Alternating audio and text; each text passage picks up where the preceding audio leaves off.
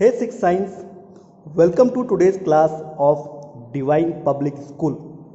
हम लोग रिवर्सिबल और इरिवर्सिबल चेंजेस के बारे में पढ़ रहे थे।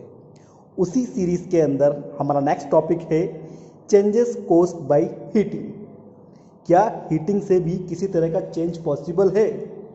तो हमें ये जानना होगा whenever any object or substance is heated it get affected in one or the other way। क्या जब भी किसी सब्सटेंस को गर्म किया जाता है, हीट प्रोवाइड की जाती है, वो अफेक्ट होता है एक तरीके से या कई तरीके से। यहाँ पे जनरली हम 3 तरीकों के बारे में पढ़ेंगे। पहला तरीका है get hot but shape remain unchanged. बहुत सारे सब्सटेंस ऐसे होते हैं जिनको गर्म तो किया जाता है लेकिन उनका जो शेप होता है वो अनचेंज रहता है।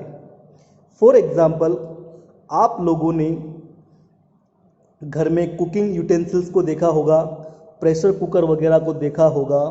हम सालों साल एक ही बर्तन यूज़ करते हैं गर्म करने का। हम रोटियां बनाने के लिए तवे का यूज़ करते हैं, प्रेशर कुकर का यूज़ करते हैं सब्जियां बनाने के लिए। वो रोज़ गर्म होते हैं, बहुत ज़्यादा गर्म होते हैं, बट उनका जो शेप है वो रिमेन रहता है अनचेंज्ड। इसका क्या कारण हो सकता है? कभी सोचा है आपने? एक्चुअल में जो कुकिंग यूटेंसिल्स होते हैं, प्रेशर कुकर, तवा, कढ़ाई वगैरह होते हैं, वो कुछ खास तरह की मेटल्स से बनाए जाते हैं जिन मेटल्स का मेल्टिंग पॉइंट बहुत ज़्यादा हाई होता है। वो मेल्टिंग पॉइंट इतना ज़्यादा हाई होता है कि बहुत ज़्यादा टेम्परेचर देने के बाद वो मेटल मेल्ट होना चालू होता है।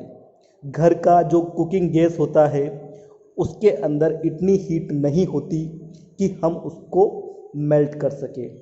इसीलिए कुकिंग यूटेंसिल्स ऐसे मेटल के बनाए जाते हैं जिनका मेल्टिंग पॉइंट बहुत ज़्यादा हो। जब हम उनको मेल्टिंग पॉइंट पर ले जाके गर्म करेंगे, मेल्टिंग पॉइंट एक ऐसा पॉइंट होता है, एक ऐसा टेम्परेचर होता है जिस पे मेटल्स मेल्ट होने लग जाते हैं, मेटल पिघलने लग जाता है।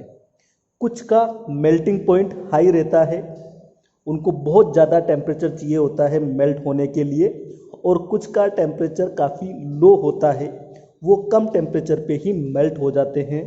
तो अगर अपन को कुकिंग यूटेंसिल्स, प्रेशर कुकर, तवा आदि बनाना है तो हम लोगों को ऐसी मेटल चूज़ करनी चाहिए जिनका मेल्टिंग पॉइंट बहुत ज़्यादा हाई हो, जो बहुत ज़्यादा टेम्परेचर प्रोवाइड कराने पर मेल्ट होते हो, और घर में जो कुकिंग गैस रहती है वो उतने अमाउंट में हीट उनको नहीं दे पाती।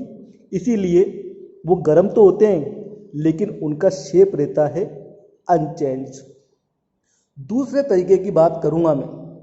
कुछ मेटल्स, कुछ सब्सटेंस ऐसे होते हैं जो एक्सपेंड हो जाते हैं हीट करने पर। Heating on, expand on heating. अब भाई ये क्या चीज़ है? कुछ मेटल्स को यदि अपन हीट देंगे तो वो फैल जाते हैं, यानी कि उनका शेप अनचेंज नहीं होता, उनका शेप चेंज होने लग जाता है। इसके हमारे पास काफ़ी सारे एग्जाम्पल है। एक्चुअल में जब हम इन मेटल्स को हीट प्रोवाइड करते हैं तो उनका साइज बढ़ने लग जाता है, और अगर आप उस हीट को हटा दोगे, कूलिंग कर दोगे, उसको ठंडा कर दोगे, तो मेटल फिर से अपने नॉर्मल मोड में आ जाता है, ओरिजिनल साइज में आ जाता है। यहाँ पे हमारे पास पहला एग्जाम्पल है ब्लैक स्मिथ का। लोहार को आपने देखा होगा कई बार, वो मेटल को गर्म करता है, वो मेटल एक्सपेंड हो जाती है हीटिंग पे, तो वो उसको हथौड़े से पीट पीट कर अपना डिज़ायरेबल शेप प्रोवाइड कर देता है। फॉर एग्ज़ाम्पल, अगर आपको कोई चाकू वगैरह बनाना हो लोहे का, तो आपको लोहे को गर्म करना होगा, वो एक्सपेंड हो जाएगा हीटिंग करने पर। अब वो जब धीरे धीरे ठंडा होने वाली स्टेज में रहता है, उस समय उसके ऊपर हथौड़े से कई वार किए जाते हैं ताकि वो अपने ओरिजिनल शेप और साइज में आ जाए। सेकंड एग्जांपल आप लोगों को ब्लैक स्मिथ का ही मैं बताता हूँ। जो कार्ट्स होती है, बैलगाड़ियाँ वगैरह होती है, उनके टायर आप लोगों ने देखे होंगे। उन टायरों पे एक मेटल की लेयर जिसको बोलते हैं रिम चढ़ी हुई होती है। तो ब्लैक स्मिथ उसको किस तरह से चढ़ाते हैं?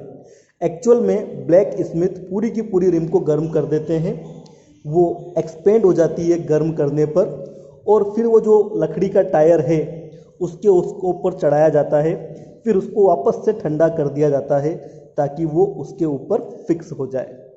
एक और एग्जाम्पल आपको याद रखना है, जो रेलवे ट्रैक्स होते हैं, रेल की पटरियाँ होती है, उनके अंदर जो रेल की पटरियाँ जो होती है उनके बीच में गैप रहता है थोड़ा सा। अब वो गैप क्यों रखा जाता है? क्योंकि गर्मियों के दिनों में जब सनलाइट डायरेक्ट उन पटरियों को टच करती है तो टेम्परेचर काफ़ी बढ़ा हुआ रहता है, और हम जानते हैं कि कुछ मेटल्स एक्सपेंड होते हैं हीटिंग के ऊपर। अगर उनके बीच में गैप नहीं छोड़ा जाएगा तो भी मेटल तो एक्सपेंड होगा ही सही।